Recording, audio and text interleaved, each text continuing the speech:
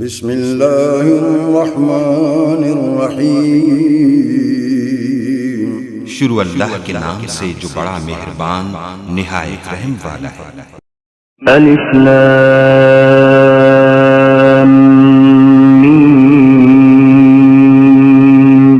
ذلك الكتاب لا ريب فيه هدى للمتقين الذين يؤمنون بالغيب ويقيمون الصلاة ومما رزقناهم ينفقون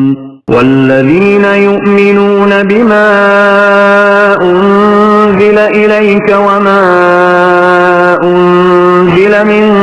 قبلك وبالآخرة هم يوقنون أولئك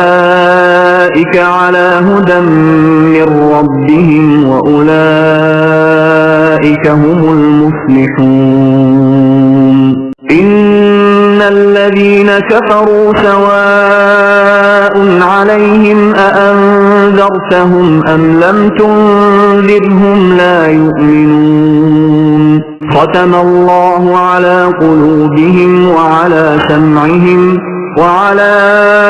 أبصارهم غشاوة ولهم عذاب عظيم